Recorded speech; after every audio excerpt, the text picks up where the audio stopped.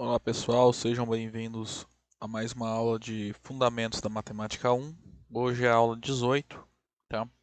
É a segunda aula do segundo bimestre. E a gente vai estudar nessa aula a parte da inclusão de conjuntos, tá? Então, quando que eu digo que um conjunto está contido em outro? Bom, dessa maneira, tá? Então, dois conjuntos A e B, quaisquer. Nós vamos dizer então que o primeiro, né, o A, está contido em B quando todo elemento do conjunto A é um elemento do conjunto B. Tá? A gente ainda pode falar simplesmente que B contém o conjunto A. Ok? Então, em símbolo, você vai ter que mostrar o quê? Então, A está contido em B, você tem que mostrar então, qualquer que seja meu x no universo. Se x está em A, então o x está em B. Ok? Bom, existem várias notações assim que alguns livros usam. Eu vou usar mais geralmente essas duas aqui, tá? Na verdade, mais essa verde aqui, ó. A contida em B com um tracinho embaixo do símbolo de contido, tá? Ó, o símbolo de contido é tipo um C, só que mais esticado, tá? E eu vou usar assim, ok? Em alguns livros você pode encontrar assim, sem essa barrinha de baixo, ok? Em alguns outros você pode encontrar com um sinal de igual embaixo, ok? Bom, como eu falei, então eu vou usar essas duas aqui, tá? Mas na verdade essa verde, eu vou usar com a barrinha embaixo. Certo? Bom, isso que serve para definir o que é um subconjunto de outro conjunto, tá? Então, dados os dois conjuntos A e B, nós dizemos que A é um subconjunto de B quando o A está contido em B, tá? Ou seja, A é subconjunto de B, C e somente C, para todo x. Se o x está em A, então o x está em B, tá? Então, basicamente, se você quer provar que um conjunto A está contido em conjunto B, é um subconjunto do conjunto B, você vai ter que mostrar que qualquer elemento que está no conjunto A também está no conjunto B, certo?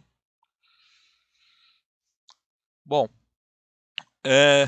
em algum momento, assim, em algum exercício, em algum tipo de problema, você pode aparecer essa notação aqui, ó.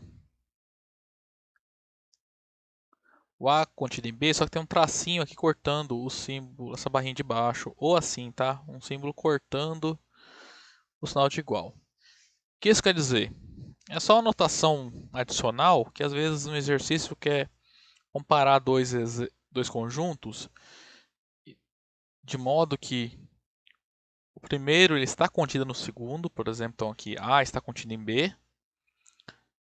só que o A e o B são diferentes, tá? Então, nesse caso a gente vai dizer que o A é um subconjunto próprio do B. Ó, note que quando eu tenho dois conjuntos A e B são iguais, então eu posso falar que A está contido em B, eu vou mostrar isso mais para frente, e o B está contido em A, tá? Então, quando a gente escrever assim, A contido em B, dessa forma aqui, eu estou dizendo que todo elemento do A está em B. Eu não estou falando nada se os elementos de B estão em A. Pode ser que os conjuntos sejam iguais, tá? A menos que eu diga A está contido em B e os conjuntos A e B são diferentes, tá? Aí acontece, essa notação aqui, ó, ela serve para me dar uma informação adicional, tá? Tá falando que todo elemento do A está em B e além disso, os conjuntos são diferentes, ok? Ou seja, tem elemento no conjunto B que não está no A, certo? Aí, ó, vamos tomar cuidado com um negócio, tá? Quando eu escrevo assim, simplesmente A contido em B, eu não estou falando nada se o A e o B são iguais ou não, tá? Pode acontecer as duas situações, ok? Aí, quando eu escrevo assim, eu estou dizendo que o A está contido em B e A e B são diferentes. Isso acontece. Se o A está contido em B e eles são diferentes, escrever assim não está errado, tá? Tá certo, tô falando que A está contido em B. Não me interessa se o B está contido em A e não, ou não, tá? É simplesmente A contido em B. Ok? Essa anotação aqui, quando aparecer, é porque provavelmente o exercício, o exemplo, ou a teoria está estudando o problema, está passando uma informação adicional que os conjuntos são diferentes, tá? Por exemplo, o que eu quero dizer? O conjunto 1, 2, 3 está contido no conjunto 1, 2, 3, 4. Não está errado escrever isso, tá? E além disso, isso aqui também vale. Essas duas maneiras de escrever aqui estão corretas, tá? Certo?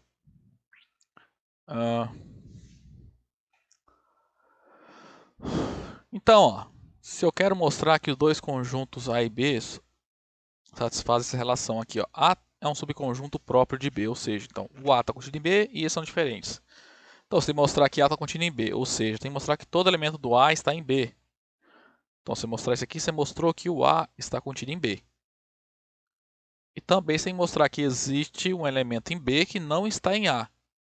Quando você mostra isso, você está mostrando que o A é diferente de B, tá? Ou ainda, você está mostrando que o B não está contido no conjunto A.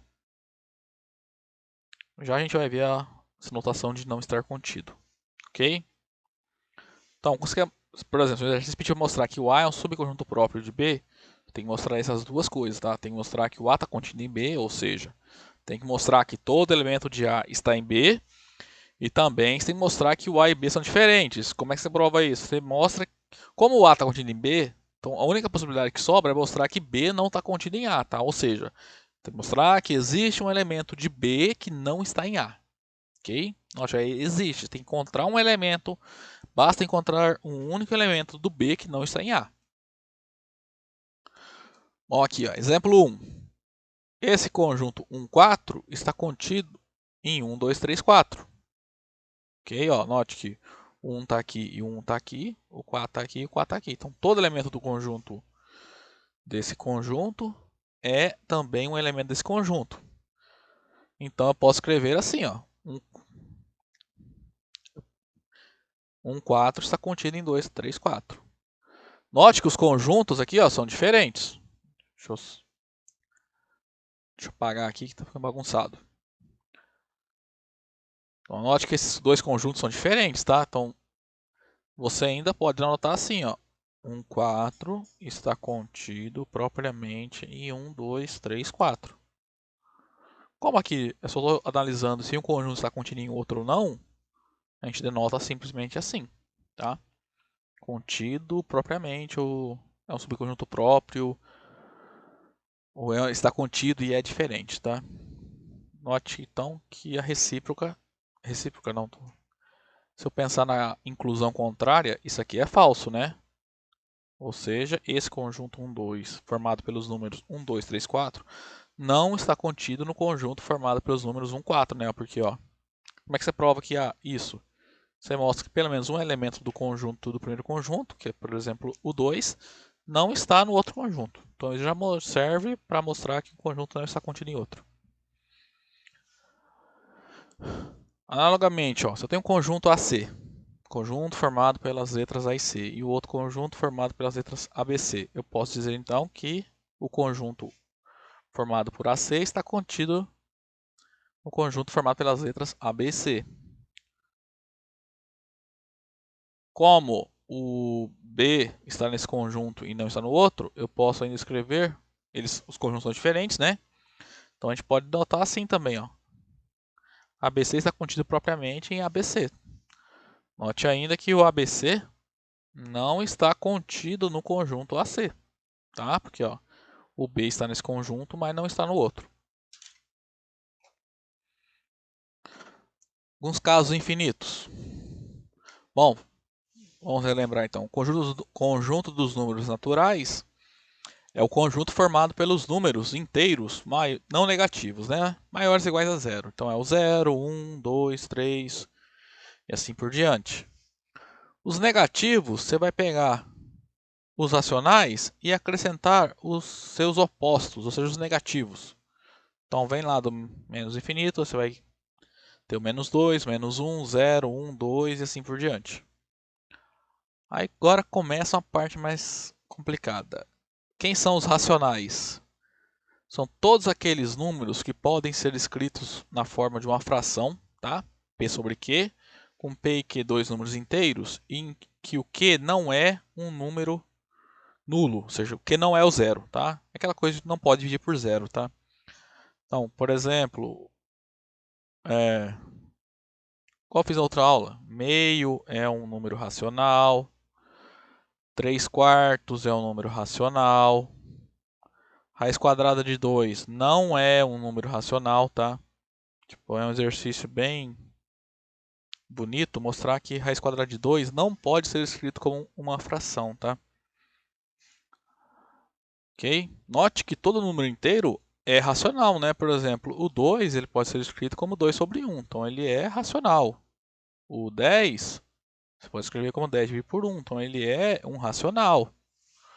Ok? Agora você pode pensar, o π é π sobre 1, né? Isso aqui não é racional, tá? Porque você tem que escrever como uma fração utilizando P e Q, dois números inteiros, tá? Então, isso aqui não é racional, ok? Vou até apagar aqui para não confundir depois, tá? Então, ó, você consegue, o conjunto dos racionais é formado por aqueles números que podem ser escritos na forma de uma fração, desde que tanto o numerador quanto o denominador sejam números inteiros, tá? Então, ó, se você olhar, então, ó, é claro que todo número natural é inteiro, tá? Porque, ó, basicamente é só olhar, né? Ó, o 0 está aqui, o 0, 1 é natural e é inteiro, o 2 também, o 3 e assim por diante, né? Como eu comentei aqui, ó, qualquer número que pode ser escrito como inteiro, né? Você pode escrever ele como sendo ele dividido por 1, né? Então ele vai ser racional, tá? O menos 3 é menos 3 dividido por 1, que é racional, tá? Também todo número inteiro é racional. Então, qualquer natural é inteiro e é racional, tá? Aí acontece, tem um conjunto também, que a gente às vezes não fala muito, que é o conjunto dos números irracionais. Em alguns livros, eu estou vendo que eles estão usando a notação essa letra I, tá? Mas geralmente, não são todos, tá? Geralmente a gente usa a notação de diferença de conjuntos, tá? Acontece, então vamos lá. Os racionais são aqueles números que podem ser escritos como uma fração, tá? Com numerador e denominador inteiros. Os irracionais são aqueles números que não podem ser escritos como fração, tá? Como eu comentei aqui, o raiz de 2, dá para a gente mostrar que ele não é racional. Π é um número que também não é racional. Mas ambos são números que nós dizemos que são reais, tá?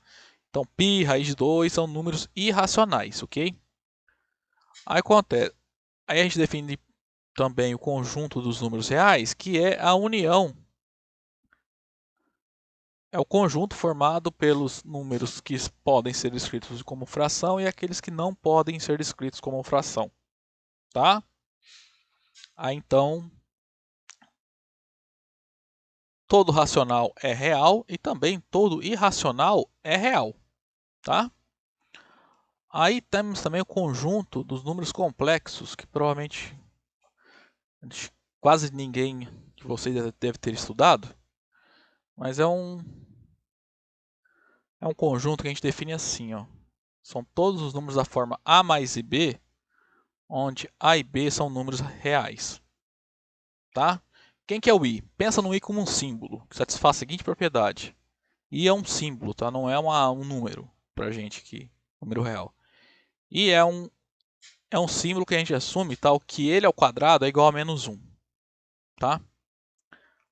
A ideia de adicionar o conjunto dos números complexos é para encontrar raízes de polinômios, de todos os polinômios com coeficientes reais. Por exemplo, ó, se você pensar esse polinômio aqui que eu escrevi de vermelho, ele não tem raiz, né?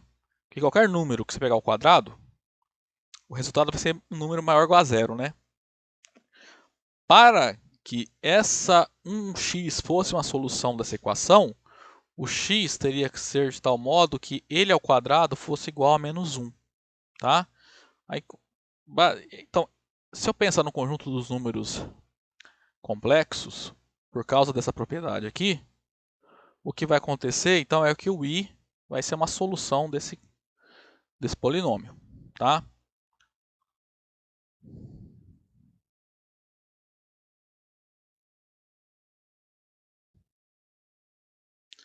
Então, ó,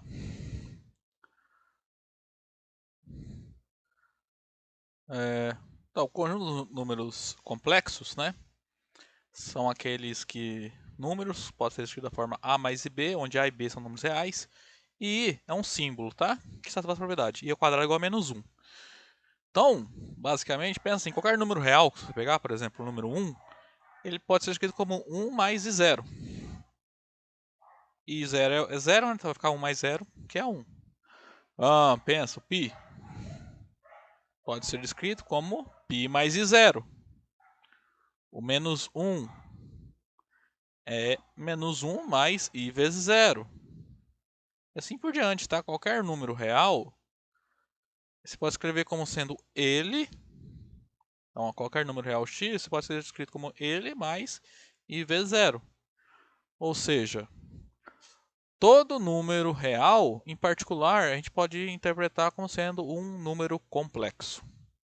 Tá?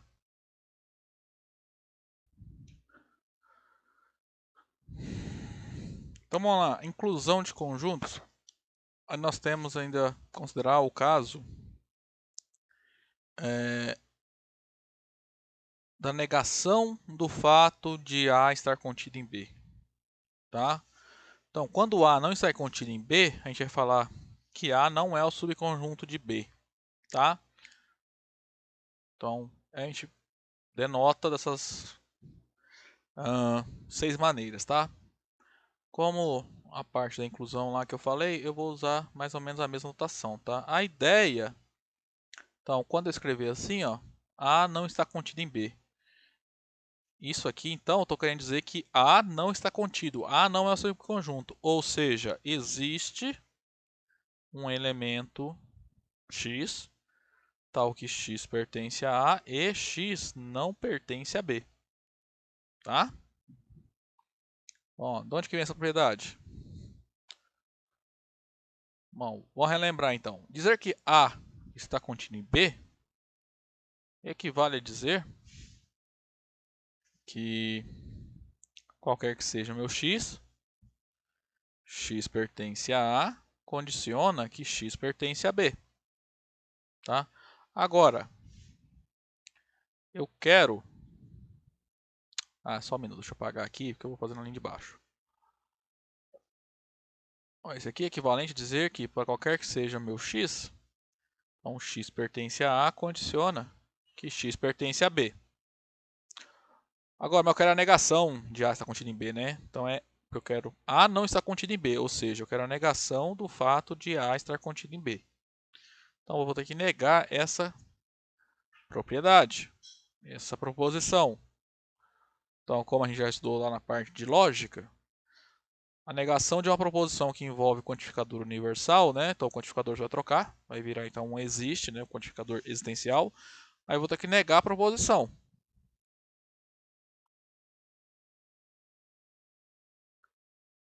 Então vai ficar assim: existe um x. A negação do condicional, então, como é que fica? Vai ficar x pertence a A e a negação de x pertence a B.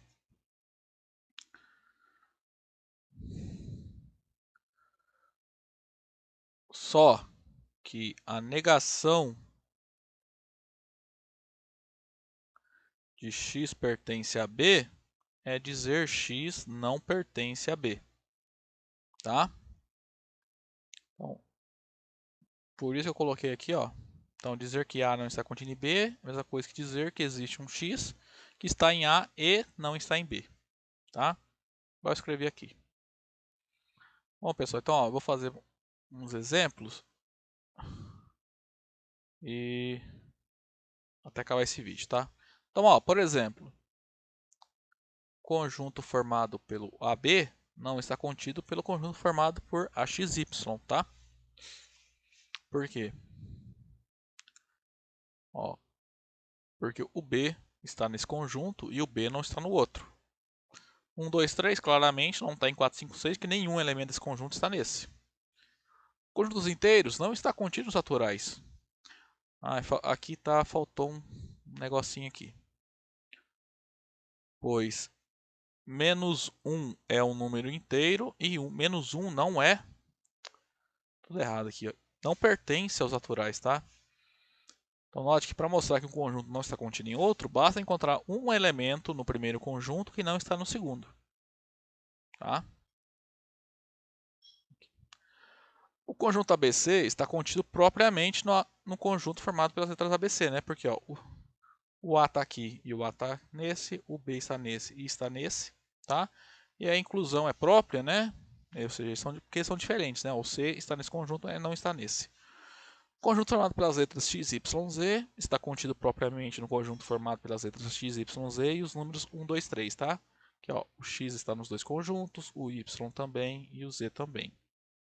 Tá? E o conjunto formado pelos números 1 e 4 está contido propriamente no conjunto formado pelos números 1, 2, 3 e 4. Então, da mesma forma que eu provei a propriedade lá, proposição, lá quando a gente estava trabalhando com a parte de igualdade de conjuntos, essa proposição que diz respeito à inclusão de conjuntos, eu vou provar em um próximo vídeo, tá? Então, eu vou terminar esse vídeo aqui. Aí no próximo eu provo essa proposição, daí encerra a aula, ok? Até lá então.